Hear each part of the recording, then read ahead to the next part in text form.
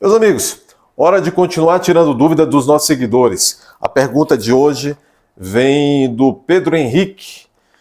Ele pergunta assim: no caso do tráfico de drogas, doutor, quando o réu é primário e está em liberdade, respondendo em liberdade, porém está aguardando a audiência e depois a sentença, mas é mais fácil ser absolvido? Ele quer saber se o réu sendo primário, estando respondendo o processo de tráfico de droga em liberdade, se isso faz com que o réu tenha mais chance de ser absolvido. Ele pergunta também, se for condenado, vai preso ou existe outro tipo de condenação? Tem carteira assinada, está em dúvida entre pagar um advogado ou ir com o defensor público, pois com a situação dele não está fácil, a situação financeira, e aqui lá na cidade dele só se conversa com o defensor público só alguns minutos antes da audiência. Ele é lá de... Isso aqui é Minas Gerais, né? Não vou dizer a cidade não, por questão de privacidade dele. Bom, são algumas perguntas dentro de uma grande pergunta. Primeira coisa, ele pergunta: acusado por tráfico de drogas, está respondendo o processo em liberdade provisória, está aguardando audiência. Ele quer saber se... Veja só, a primeira pergunta aqui do Pedro Henrique é o seguinte: se um acusado por tráfico de drogas está respondendo esse processo em liberdade, está aí esperando audiência e tal, se o fato de estar respondendo em liberdade facilita ou beneficia a que seja absolvido? Veja, a resposta é não necessariamente. E mais do que isso, provavelmente não. Veja bem, não é pelo fato do sujeito estar respondendo o processo em liberdade que isso vai implicar de uma maneira, vamos dizer assim, fundamental no desfecho do processo. Se ele vai ser condenado, se ele vai ser absolvido, não. Os detalhes do processo, aqueles aspectos do processo, e mais do que isso, dele próprio, as condições favoráveis pessoais dele, é que vão determinar se ele teria ou não o direito de responder em liberdade. E parece que sim. Os aspectos do processo, as condições pessoais dele foram favoráveis a ponto dele estar respondendo em liberdade. Agora, isso não necessariamente implicará e, vamos dizer, influenciará na análise do mérito do processo.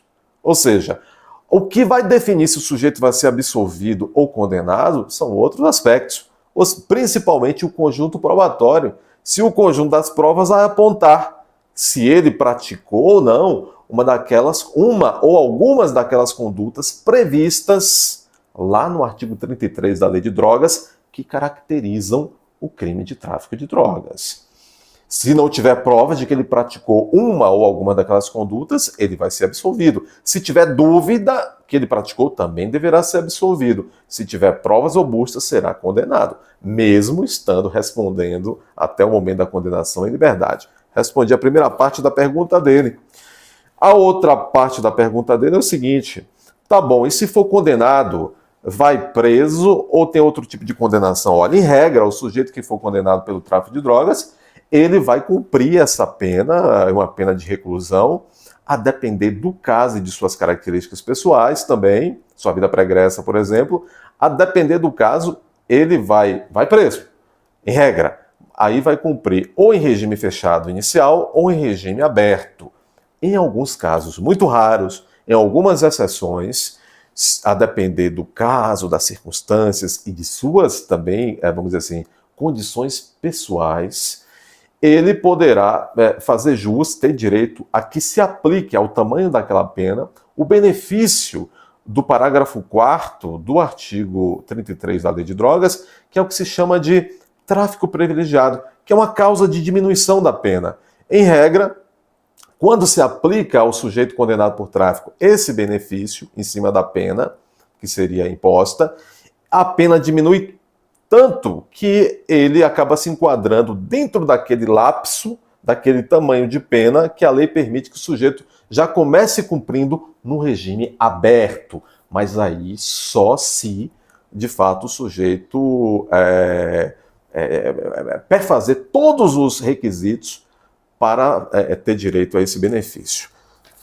Aí ele faz outra ponderação por fim. que ele não está em boas condições financeiras, está pensando se contrata um advogado ou se ele arrisca aí com o defensor público. Ele lembra aqui que na cidade dele só se vê, o réu só vê o defensor público instantes antes da audiência. Meu amigo, quando se está num processo penal, o bom é não estar dentro de processo penal. Se você está dentro do processo penal, e se puder, faça um sacrifício, junto a um bem que tem, junto a um empréstimo familiar, com o ex-patrão, com o patrão, com a rifa, faça o que puder. Mas meu conselho, contrate o teu advogado particular, ainda que nós tenhamos grandes defensores públicos, mas muitas vezes eles estão assoberbados de tanto trabalho que têm, que de fato, se você puder, não durma de touca não. Faça o seu sacrifício e pague o teu advogado privado. Essa é a dica de hoje.